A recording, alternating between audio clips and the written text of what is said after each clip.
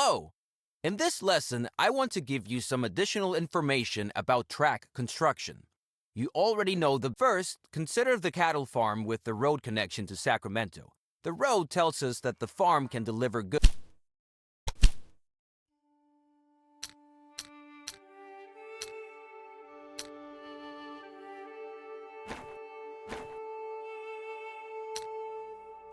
to the city, in this case, livestock to the meat industry. Therefore, you are now to establish a railroad connection between the cattle farm and Sacramento. In order for a rural business to use a station, the station must be set up nearby. This is indicated to you by a line from the farm to the station.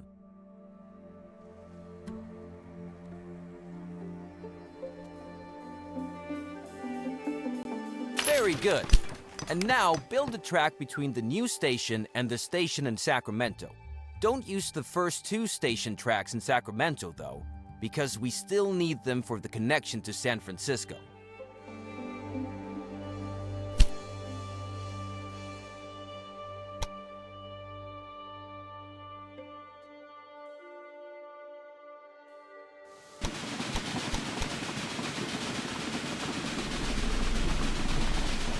Great! But before you build the track, I want to explain how you can influence the height of a track. To do this, insert a track point on the track and change its height. You will see the controls at the bottom of the screen when you move the focus over the track point. With the height of a track point, you can influence tunnels, bridges, and slopes.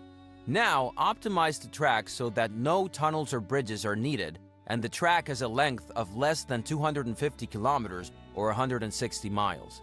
Then, confirm the track construction.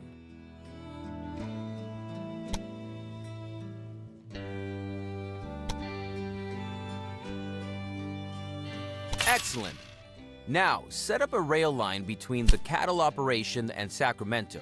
To do this, create a new rail line between the two stations, select a locomotive and a train, and confirm the cost.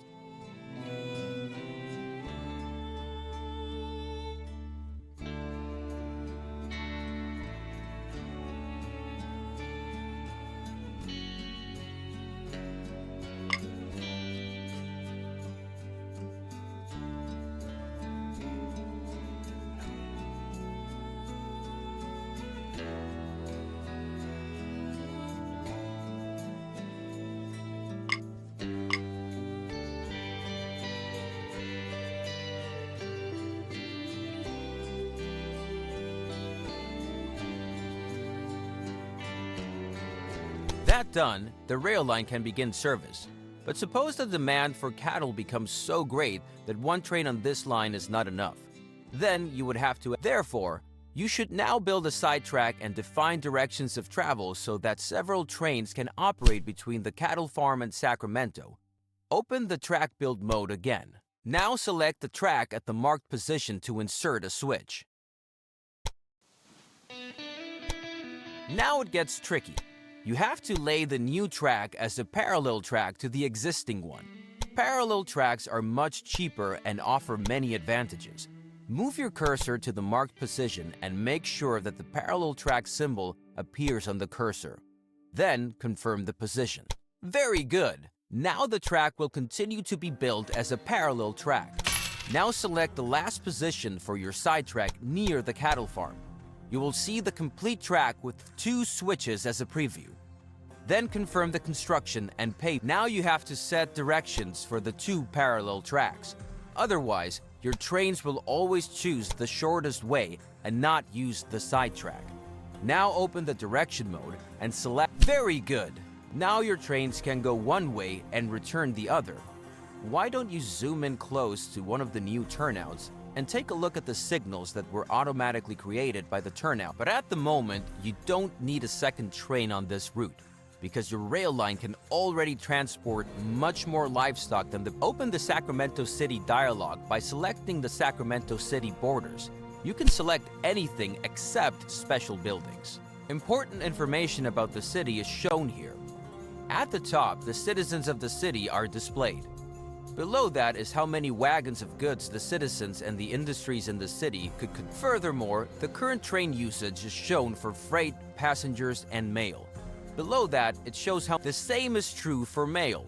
So if you want to transport as many express goods to San Francisco as possible, a train should leave Sacramento every 5. However, this route does not offer any alternative options for several trains.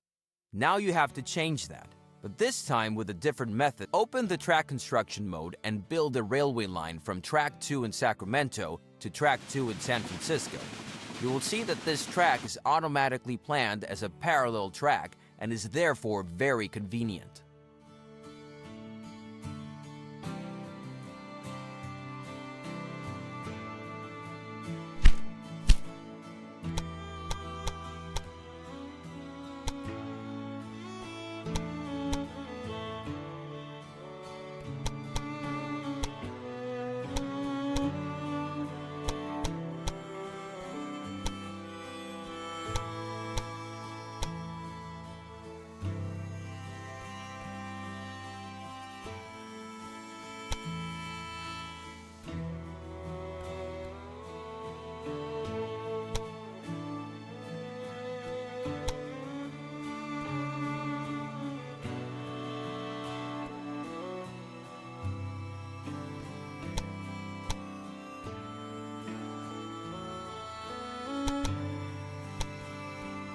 But two parallel tracks do not help yet. We still have to connect them.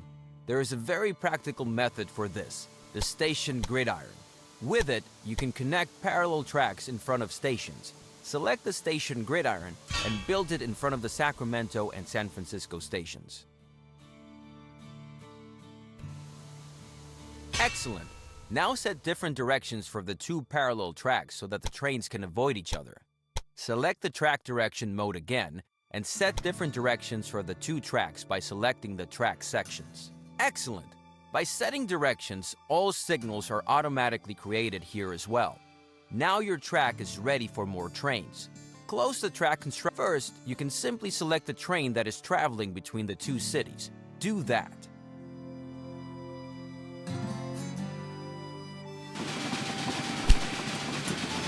You can also simply switch through all your rail lines. Try that too.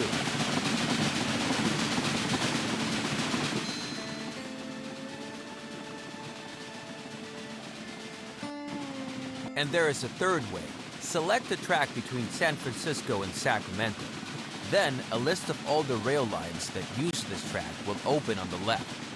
You can also select the desired rail line from this list.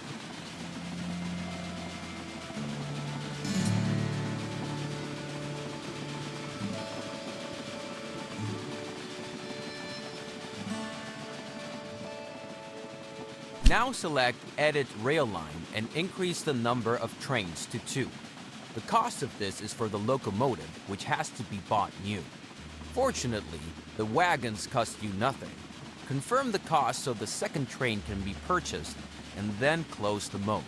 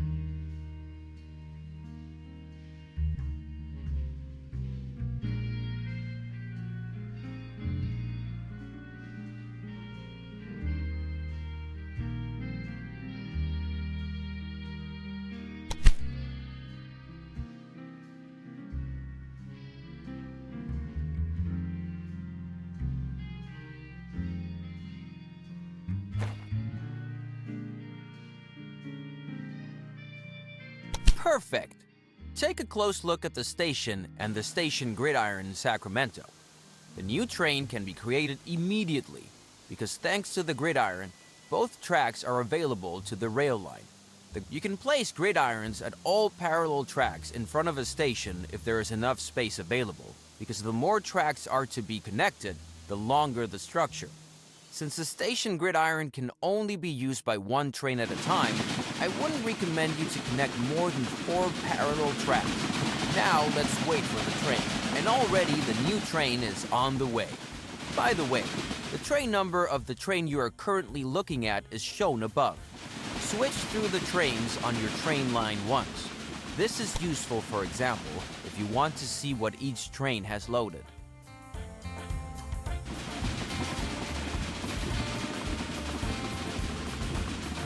And that's the end of this lesson. You now know how to create switches, side tracks, parallel tracks, track directions, and station gridirons. With this,